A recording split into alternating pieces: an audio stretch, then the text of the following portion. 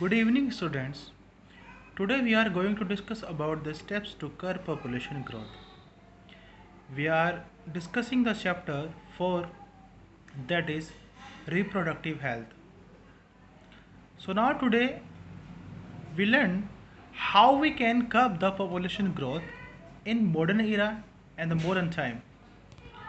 तो क्या क्या स्टेप्स उठा सकते हैं पॉपुलेशन ग्रोथ को कंट्रोल करने के लिए, क्योंकि ये बहुत भयावह स्थिति है, एक भयावह एक तरह से हमारे सामने समस्या है कि तो इस पर कैसा अंकुश लगाया जा सके, इसको कैसे नियंत्रण में लाया जा सकता, इस पर कैसे नियंत्रण किया जा सकता है। बहुत सारे लोग बहुत तरह की बातें करते हैं कि इस तरह से कर दो, इस तरह से कर दो, कि सरकारों ने भी बहुत सारे ऐसे कदम उठाए जो कि फेल हो गए, जिनकी बहुत सारी आलोचना हुई, बाद में खामियाजा भी लोगों को उसका भुगतना पड़ा। तो इस तरह से जो हमारी बुक में है, एनसीईआरटी ने जो दिया है वो सबसे बेस्ट तरीका है। तो आइए उनको डिस्कस करते हैं। सबसे पहला जो स्टेप हमको उठाना चाहिए वो है कि जो एज होती है मैरिजेबल एज, वो ठीक होनी चाहिए कपल्स की। जिसकी अगर गर्ल्स की एज है तो वो अबाउ 15 ईयर्स से ज़्यादा हो, यानी कि 15 साल से ज़्यादा होनी चाहिए हर हाल में। और जो बॉयज़ की एज है वो 21 साल होनी चाहिए मिनिमम, या 21 प्लस होनी चाहिए। दूसरी बात, जो इंसेंटिव्स हैं, यानी कि जो कपल्स हैं, उनको ये अपने ये उनके मन में होना चाहिए, उनका इंसेंटिव होना चाहिए, उनका ये परसेप्शन होना चाहिए कि हमें स्मॉल फैमिली बनानी है, हमें एकल परिवार में रहना है। ये एकल परिवार बनाना है जिसमें स्लोगन भी आप कई बार सुनते होंगे कि हम दो हमारे दो, इस तरह से दो बच्चे दो ही अच्छे, इस तरह से। तो छोटा परिवार बनाना है, छोटा परिवार सुखी परिवार, ये बात बिल्कुल 100% सत्य है बिल्कुल आज के समय में। तो छोटा परिवार बनाने की प्रेरणा लेनी चाहिए और उनको इस बात पे चिंतन करना चाहिए। दूसरा जो सबसे बड़ा एक तरह से कदम है वो है बर्थ कंट्रोल। कि बर्थ कंट्रोल अगर हम कर लेंगे तो डायरेक्टली जो हमारी पॉपुलेशन होगी वो कम हो जाएगी। भाई, दो कपल्स हैं, अगर उनके दो ही बच्चे होंगे तो हमारे जो पॉपुलेशन है वो स्थिर रहेगी, कम होगी या स्थिर रहेगी, लेकिन बढ़ेगी नहीं। तो ये बहुत अच्छा एक कदम है, बहुत अच्छा स्टेप है।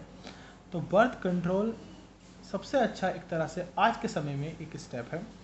अब बर्थ कंट्रोल कैसे किया जाता है, वो किया जाता है कॉन्ट्रासेप्टिव मेथड्स द्वारा।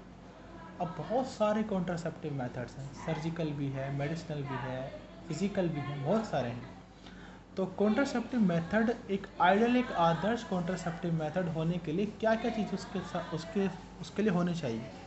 तो सबसे पहले जो उसका इस्तेमाल है वो फ्रेंडली होना चाहिए, वो व्यापक होना चाहिए, वो एक तरह से मितव्यय होना चाहिए, यानी कि खुला हुआ होना चाहिए कि कोई भी आदमी इस्तेमाल कर सकता है, फ्रेंडली है, ओपन है, इस तरह से इजीली अवेलेबल होना चाहिए कि आसानी से उपलब्ध हो जाए सभी को। जन सुविधा, यानी कि आम आदमी भी, छोटे से छोटा आदमी, उसको अवेलेबिलिटी उसको मिल सके, उसको वो चीज़ हासिल हो सके।